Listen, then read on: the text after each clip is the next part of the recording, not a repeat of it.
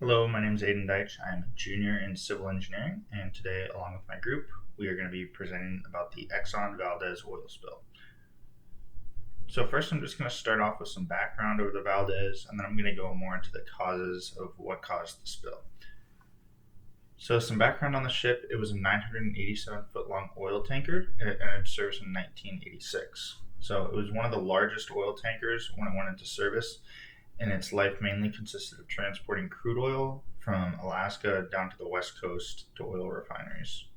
So now that that kind of general background's out of the way, I'm going to go ahead and go into the causes of what caused the spill.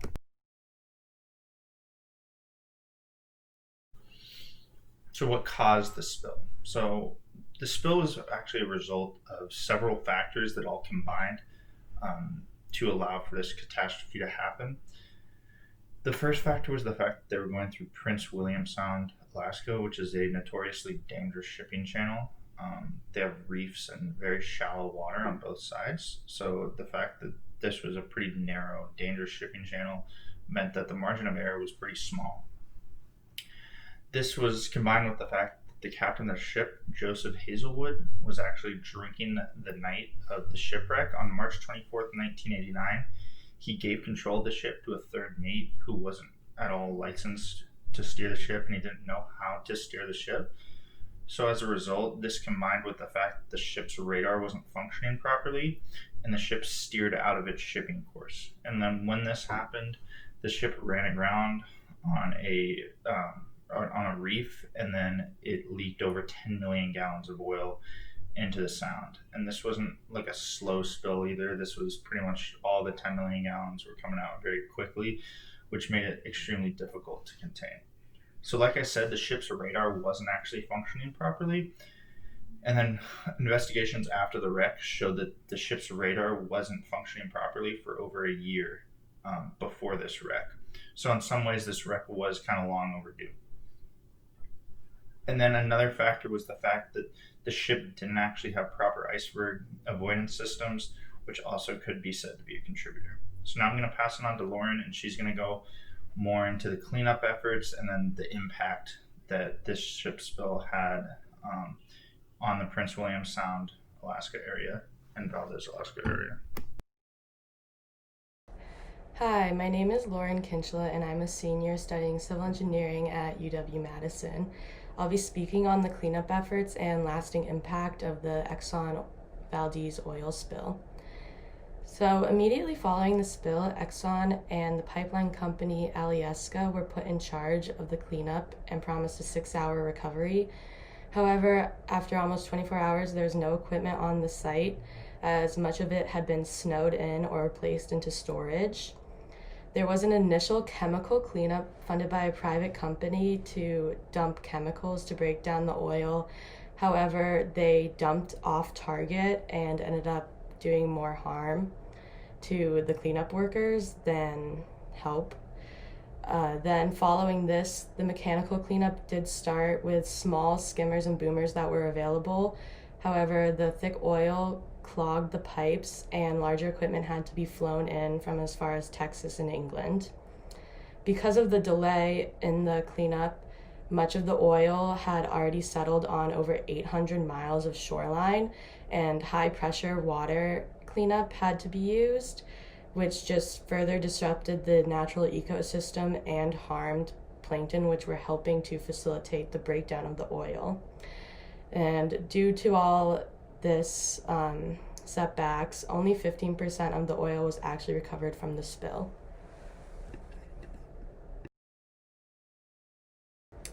So, due to the faulty cleanup efforts and the fact that only a small percentage of the oil was actually recovered, there was a massive collapse of the local marine populations, and the salmon and herring populations are still recovering to this day, as hundreds of thousands of animals died from the oil spill. There's also a widespread illness of the cleanup workers, which can be blamed on the questionable chemicals used in the cleanup. Exxon ended up paying about $5 billion for the cleanup and in lawsuit costs for the cleanup workers and the local economy. As a lasting impact, the Oil Spill Recovery Institute was created by the government to oversee all future oil spill recovery efforts and make sure that nothing like this ever happened again, where there was just no plan in place at all. So now I'm going to pass it on to my other team members, and they're going to analyze the risk and the ethics behind this oil spill. Thank you. Hi, my name is Alex McDonald, and I will be discussing the implications of ignoring the lessons learned. So first off, to begin with some of the social implications, the United States enacted the Oil Pollution Act of 1990 following the oil spill. This had ethical considerations such that it prohibits any oil tanker that had spilled larger than $1 million worth of oil from entering Prince William Sound.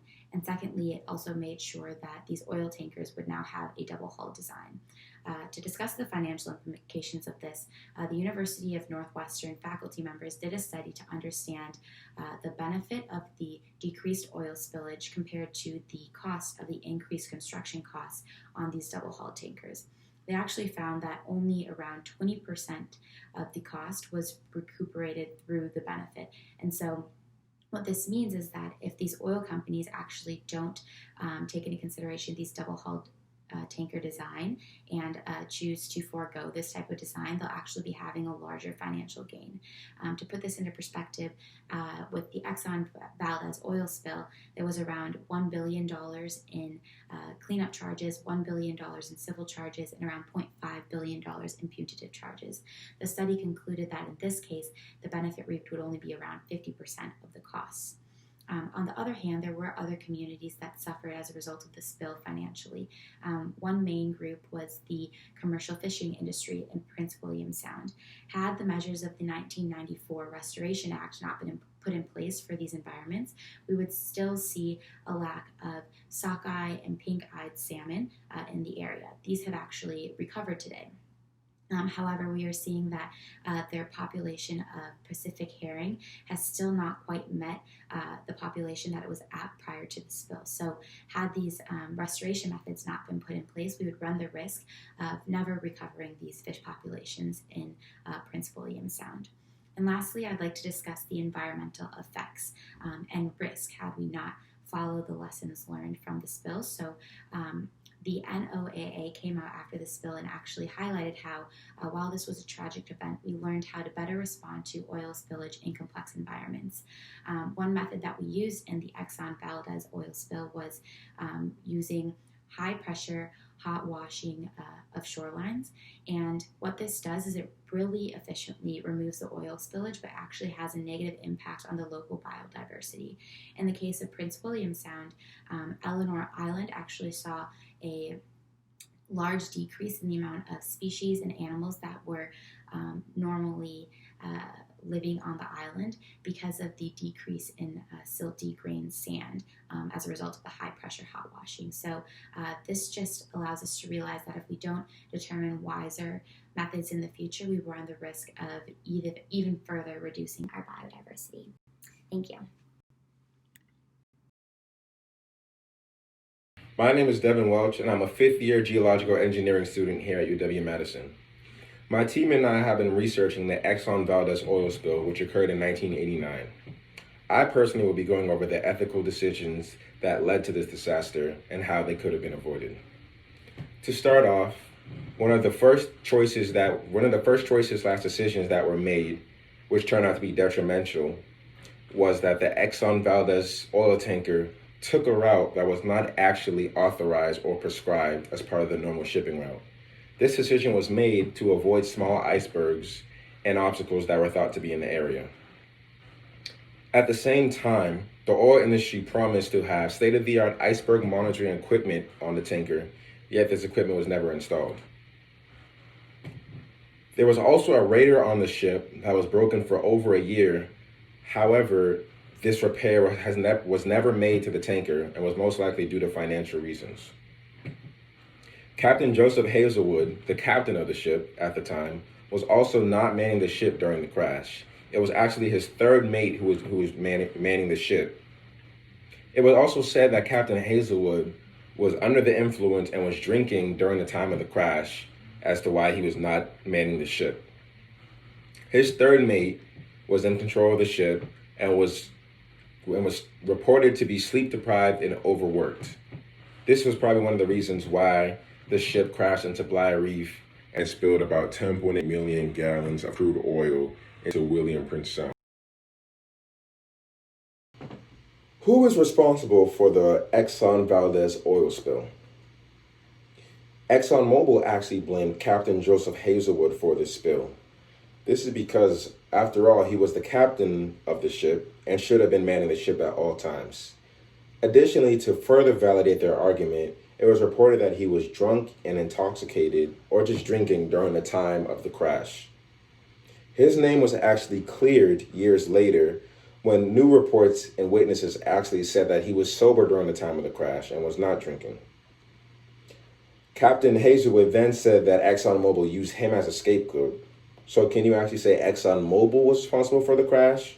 After all, there was supposed to be state-of-the-art iceberg monitoring equipment that was never installed on the ship, and there was a radar that was broken for over a year that Exxon management knew about and never fixed. Most likely because it was too expensive and too much of a financial burden to operate. Or could you say the third mate was responsible? After all, he was the one manning the ship and could have made better decisions on the routes he took. Or could you say that the Coast Guard was responsible? The Coast Guard was supposed to perform vessel inspections of the Valdez ship, but never got to do that. And for this reason, the number of staff was reduced on the ship, which made the current staff become very overworked and sleep deprived, which is why it was reported that the third mate was sleep deprived as he was manning the ship. I think the main thing that can come from analyzing this accident is that you can't point the finger at one person. There were various different parties that were involved in this accident, and there were various different decisions that could have been made by these parties to have avoided this spill.